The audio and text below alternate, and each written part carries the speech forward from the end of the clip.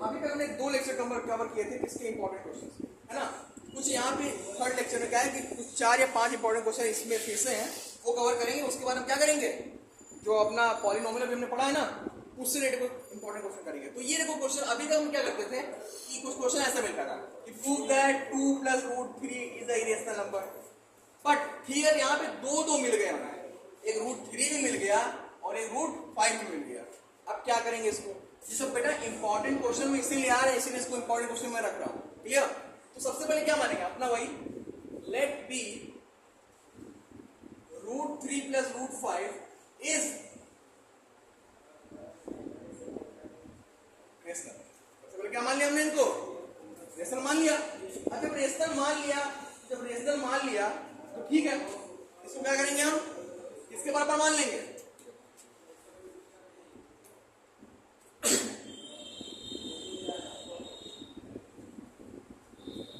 इसको माना है ना। हमने कहा था कि वहां पे कोई नंबर हम उधर ट्रांसफर करते हैं, लेकिन यहाँ पे नंबर तो है नहीं, दोनों रूट फंक्शन में है, दोनों किसमें रूट की फॉर्म में है ना। तो क्या करेंगे, कोई एक ट्रांसफर कर लो, चाहे √5 ट्रांसफर कर लो, चाहे √3 ट्रांसफर कर लो। तो कौन ट्रांसफर करना चाहोगे, 3।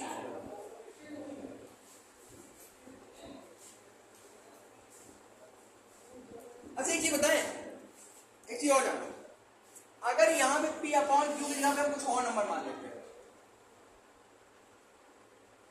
मान ली D मान ली, तो क्या गलत हो जाता है, क्यों, अपॉन में नहीं है, अरे मान ली D/1 हो जाता था, वो भी नंबर के नॉर्मल फॉर्म में लिखा है ना, तो वो भी क्या कहते हैं, रेशनल होता है, ठीक है। पहले क्योंकि इससे अब देखो यहाँ पे √5 है, यहाँ √3 है, तो क्या करेंगे, ऑन स्क्वायरिंग, ये स्क्वायर करेंगे तो ये थोड़ा सा क्या हो जाएगा, लेंदी हो जाएगा, इसको लगाना बकवास हो जाएगा, आएगा इसमें भी आंसर कि ये थोड़ा लेंदी हो जाएगा। तो कभी भी ऐसे क्वेश्चन का मिल जाए तो वहां P/Q ना मान के कोई एक नॉर्मल नंबर मान लेना, वो एक नॉर्मल नंबर मान लेना, ठीक है। तो यहाँ पे क्या हो जाएगा, √3 = D - √5 हुआ, हमने √3 रख दिया, चलो तुम लोग कह रहे थे √5 रखना है तो √5 रख दिए और √3 इधर रख दिया। अब क्या करेंगे, ऑन स्क्वायरिंग, क्यों क्या स्क्वायर, क्योंकि हमें एक फंक्शन में से रूट हटाना है, एक फंक्शन से रूट हटाना है, ठीक है। तो क्या करेंगे, √5 का होल स्क्वायर और D - √3 का होल स्क्वायर, ये तो होगा नहीं, स्क्वायर रूट कैसे, यहाँ क्या हो जाएगा, D² + 3 और -2 √3D, ये होता यार, ये -b का होल स्क्वायर, ये तो होगा ना। अब मैंने आपको क्या बताया था, सब कुछ चेंज हो गया, एक ही फंक्शन केवल किसका दिख रहा है, रूट का, एक ही फंक्शन रूट का दिख रहा है। तो हमने क्या कहा था, रूट वाला एक तरफ बाकी सब दूसरी तरफ, ये तो कहा था। चलो D² भेजो, क्या हो गया, -d² हो गया, 5 में से 3 गया तो प्लस का 2 बचा, अब इधर क्या बच रहा है, -2 √3D। अब ये माइनस से माइनस कट गया कि नहीं, सॉरी नहीं, कभी मत करना इसका, तो क्यों नहीं काटा मैंने, क्योंकि यहाँ भी प्लस लगा हुआ है पीछे, अगर पूरे का माइनस लगा होता तो हम क्या कर देते, काट देते, क्लियर। अब ये माइनस से कटेगा नहीं, अगर कटेगा नहीं तो क्या करना होगा, ठीक है, कुछ नहीं करना होगा, D को ऐसे ही रखो, D को इधर भेज दो, 2 को इधर भेज दो, क्यों, क्योंकि रूट वाला फंक्शन उधर रखना है ना हमें, तो क्या करेंगे, -d² + 2, इसको एक ब्रैकेट में क्या कर लिया हमने, बंद कर लिया, और यहाँ पे -√2D लिख लिया और √3 को अलग कर लिया इसको अलग। अब इसको जब इधर भेजेंगे तो ये मल्टीप्लाई में है, जब मल्टीप्लाई में इस तरफ आएगा तो क्या हो जाएगा, डिवाइड हो जाएगा, तो √3 बराबर क्या हो जाएगा, -d² + 2, एक ब्रैकेट में बंद, अपॉन -2, ये हुआ कि नहीं हुआ।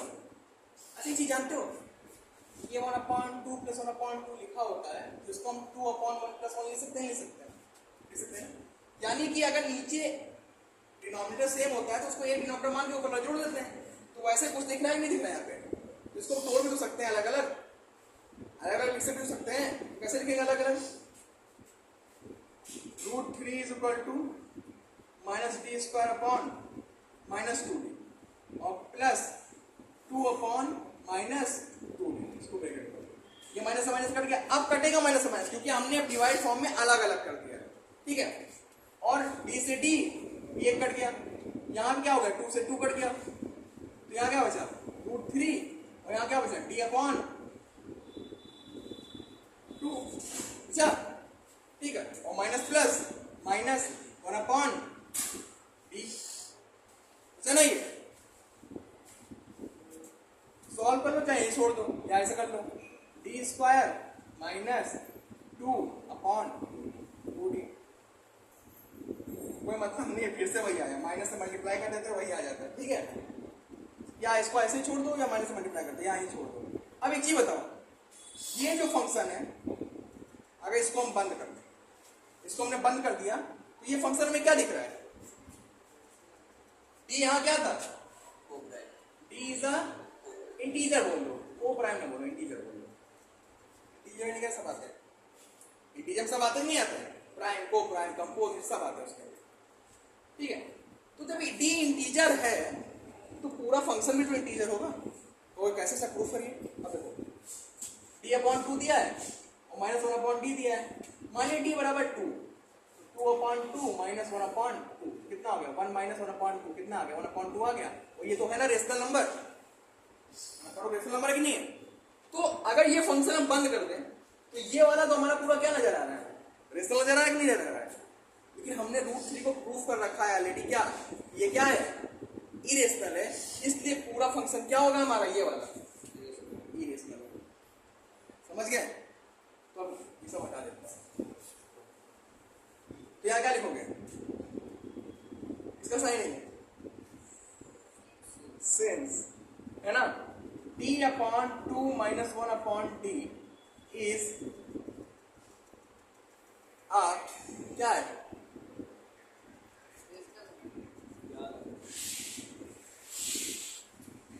Rational number. क्यों rational number, because d is an integer but √3 is irrational number, so the whole √3 plus √5 irrational। बेटा ये सब क्वेश्चन इंपॉर्टेंट है, नोट कर लो, ठीक है। अगर इतने डीप लेवल में पढ़ लोगे तो ये जो ऊपर वाले क्वेश्चन आते हैं आसानी से सॉल्व कर लोगे। समझ में आ गया, नहीं आया, ठीक है बताओ कहाँ नहीं आया, यहाँ से यहाँ से a square plus b square minus 2ab, तो a माइनस b का होल स्क्वायर, अरे बेटा d वेरिएबल है ना, वेरिएबल को स्क्वायर ही तो लगेगा, ठीक है। बाकी सॉल्व कर लो, ठीक है, इसे नोट कर लो, क्या करना। यहां हमें बताना है कि अभी हमने एससीईआरटी में क्वेश्चन पढ़ा था 6 पावर n वाला, तो ऐसा ही क्वेश्चन है। यहां बताना कि 12 पावर n कभी भी 0 और 5 में खत्म नहीं हो सकता।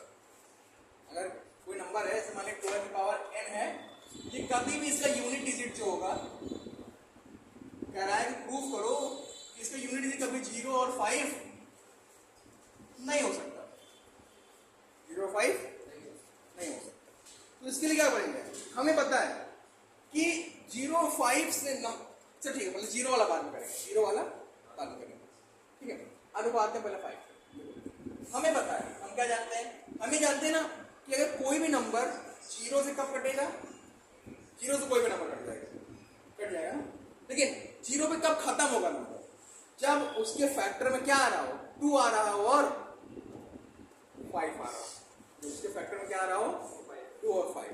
यहाँ लोग 12 क्या लिख सकते हैं, 12 को 2 2 जा 4 3 जा 12 पावर n लिख सकते, नहीं सकते, लिख सकते हैं ना ये। अब यहाँ पे ना तो 5 है और ना ही 2 है, 0 तो आ ही जाएगा ना, 5 2 10, 2 तो है लेकिन 5 नहीं। यहाँ क्या लिखेंगे, in the factor of 12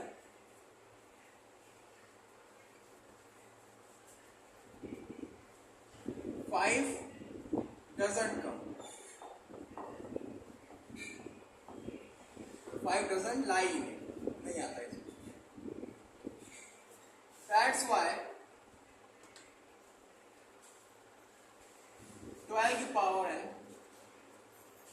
cannot end with digit 5 or 0। यही रीजन है। दिखाते एग्जाम्पल। 12 की पावर 1 लगाए कितना आया? 12 की पावर 2, 12 की पावर 3 कितना आएगा? आएगा इतना? 2 आ रहा है, 4 आ रहा है, 8 आ रहा है। कभी 0 और यहाँ पे 5 मिला? 0 5 के लिए हमेशा फैक्टर में क्या मिलना चाहिए हमें? 2 और 5 होना ही होना चाहिए। क्लियर? कोई डाउट? डाउट नहीं? समझ आ गया? नोट पे आगे क्वेश्चन बताते हैं। Now, are the smallest prime and the smallest composite number are co-prime? Justify your answer. Co-prime समझते हो ना? वो SCF is 1। SCF कितना होना चाहिए उनका? 1 होना चाहिए। अगर 1 के अतिरिक्त कोई आ गया तो वो co-prime नंबर नहीं। तो सबसे पहले क्या करेंगे? अगर आप कहीं पूछ ले कि ये को-प्राइम नंबर है तो सबसे पहले जान लो कि को-प्राइम नंबर वो होता है जिनका एचसीएफ क्या होता है? 1 होता है। सबका मालिक 1। जिसका कोई नहीं उसका भी 1 होता है ना। ऊपर वाले मैथ में भी यही होता है, जिसका कोई नहीं होता उसका 1 होता है। अभी बताया ना d/1 डिवाइड भी करता है वही मल्टीप्लाई भी करता है। अब ध्यान दो, को-प्राइम चेक करने के लिए क्या पता होना चाहिए हमें? एचसीएफ की वैल्यू क्या होनी चाहिए? 1 होनी चाहिए। 1 के अतिरिक्त कोई और आ गया तो क्या होगा? वो 1 के अतिरिक्त कोई और आ गया तो क्या होगा? वो प्राइम।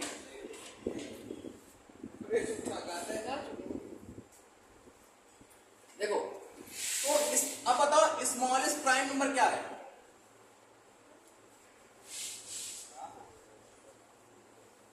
बेटा स्मॉलेस्ट प्राइम नंबर कितना होता है? 2 होता है ना। और स्मॉलेस्ट कंपोजिट नंबर क्या होता है?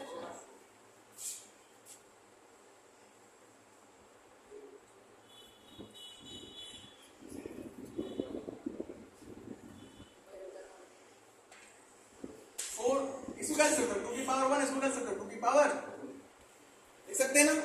हमें पता है एचसीएफ क्या होता है? स्मॉलेस्ट पावर जो दोनों में मैच कर रहा हो, जो कॉमन दोनों में मिल रहा हो। तो कॉमन क्या है? 2 और 2 कॉमन है ना यहाँ पे। उसकी स्मॉलेस्ट पावर क्या है? 2 की पावर 1। तो एचसीएफ क्या आ गया? यहाँ पे 2 आ गया। एचसीएफ क्या आ गया? लेकिन यहां हमें बताना था कि क्या को-प्राइम है? नहीं है। तो क्या लिखेंगे? क्या लिखेंगे? क्या? Since HCF of 2 and 4 is 2, and we all know that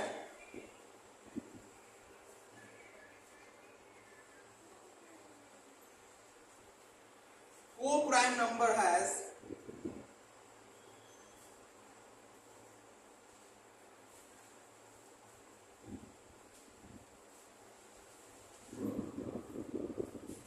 SCF has 1।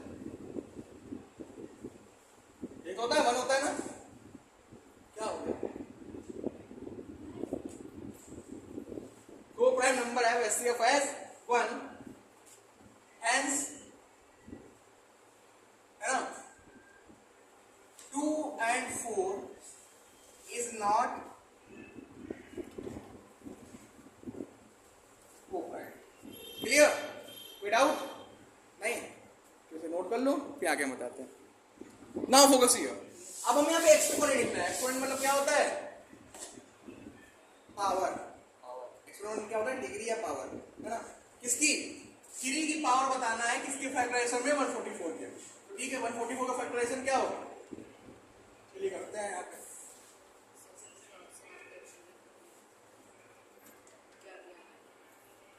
क्या क्या क्या है? अभी मैं बता रहा हूँ, याद ध्यान रखें।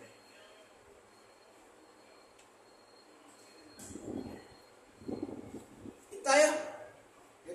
फैक्टराइजेशन क्या लिखेंगे इसका 2 into 2 into 2 into 2 into 3 into, तो यहाँ 2 की पावर 4 है, यहाँ पे 3 की पावर क्या आया ना ये। अब कह रहा है कि हमें एक्सपोनेंट बताना था किसका 3 का प्राइम फैक्टर में, यहाँ क्या होगा एक्सपोनेंट